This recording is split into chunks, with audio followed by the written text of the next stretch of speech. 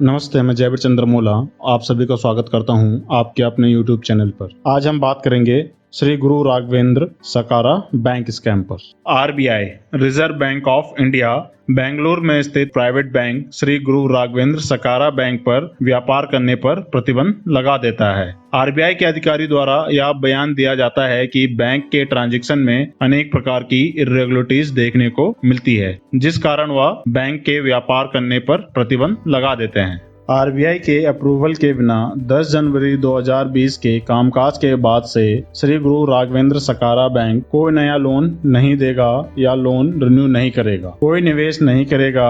Bank में जिसका बचत खाता है या चालू खाता है या कोई दूसरा डिपॉजिट खाता है या किसी तरह का कोई अन्य खाता है, ऐसे लोग अगले 6 महीने में 35,000 से ज्यादा ना ही निकाल सकेंगे और ना ही जमा कर पाएंगे। और साथ ही आरबीआई के अप्रूवल के बिना बैंक किसी प्रकार का व्यापार नहीं कर सकेगा जब तक उसकी फाइनेंशियल पोजीशन में इम्प्रूवमेंट नहीं हो जाता है। BJP MP Tejasvi Surya bank depositor को आश्वासन देते हुए कहते हैं कि वह स्वयं फाइनेंस मिनिस्टर श्रीमती निर्मला सीतारमण से मिले और इस विषय पर बात की।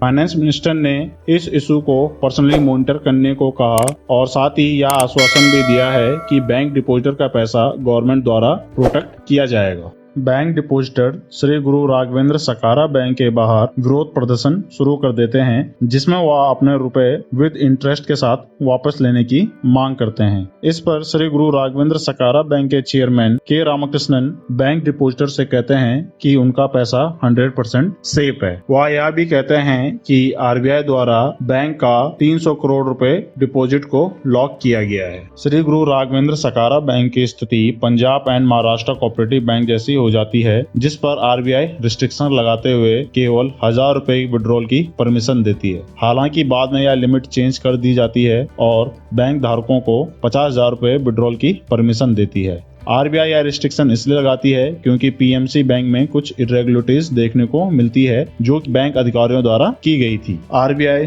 10 जनवरी के बाद से बैंक डिपॉजिटर के विड्रॉल पर 35,000 रुपए की लिमिट लगा देती है, जिसे कुछ महीनों बाद चेंज करके 1 लाख रुपए कर दिया जाता है। श्री गुरु राघवेंद्र सकारा बैंक की स्थापना बेंगलुरु में 1990 में होती है और इसके कुछ सालों में ही यह आरबीआई की नजरों में आता है, जिसमें बैंक अधिकारियों द्वारा करीबन 1400 करोड़ रुपए के फंड को गलत तरीके से यूज किया जा रहा था। ईडी यानी इन्फोर्समेंट डायरेक्टरेट श्री गुरु राघवेंद्र सकारा बैंक नियमिता और गुरु सार्वभौमी क्रेडिट कोऑपरेटिव के अधिकारी एवं उनके सहयोगी की चल एवं अचल संपत्ति को जब्त करती है, जिसकी कीमत 45.32 करोड़ रुपए होती है और यह संपत्ति ईडी द्वारा prevention of money laundering act 2002 के अंडर जब्त की जाती है। 45.32 करोड़ रुपए की संपत्ति में से 7.16 करोड़ रुपए की चल संपत्ति होती है और यह संपत्ति बैंक बैलेंस एवं फिक्स्ड डिपॉजिट के तौर पर बैंक के प्रेसिडेंट, एक्स वाइस प्रेसिडेंट,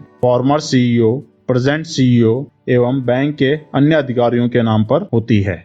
इसके अलावा 38.16 करोड़ रुपए की अचल संपत्ति होती है और यह संपत्ति एग्रीकल्चर लैंड, रेजिडेंशियल अपार्टमेंट और हाउस के तौर पर R Ramakrishnan, late TS Satyanarayana, former CEO late MB Maya, Santosh Kumar एवं बैंक के अन्य अधिकारियों के नाम पर होती है। गुरु राघवेंद्र बैंक के फॉर्मर सीईओ एमबी माया एवं बैंक के अन्य अधिकारियों पर आरोप लगता है कि इन्होंने रिटायर सीनियर सिटीजनशिप को बहला फुसलाकर फिक्स्ड डिपॉजिट पर 12 से 16% इंटरेस्ट देने का वादा किया, जिसके जरिए वह 1400 करोड़ रुपए गबन करते हैं। इन्वेस्टिगेशन में पता चलता है कि बैंक के अधिकारियों द्वारा 1400 करोड़ रुपए का स्कैम किया गया है और यह स्कैम इस प्रकार से होता है। बैंक के मुख्य अधिकारी फर्जी लोन अकाउंट खोल के उसमें पैसा विड्रॉ कराते हैं और इसी प्रकार अन्य बैंक अधिकारियों के नाम पे भी फर्जी लोन अकाउंट खोल के उसमें पैसा विड्रॉ करते हैं और वह पैसा बैंक को रिटर्न नहीं करते हैं। इन्वेस्टिगेशन के दौरान पता चलता है कि श्री गुरु राघवेंद्र सकारा बैंक नियमिता का फंड डाइवर्ट किया जा रहा था और यह फंड डाइवर्ट हो रहा था मुख्य फंड ना Engro farming and research info private limited के नाम पे और इसके साथ गुरु संप्रभा क्रेडिट कोऑपरेटिव प्राइवेट लिमिटेड के नाम पे यह फंड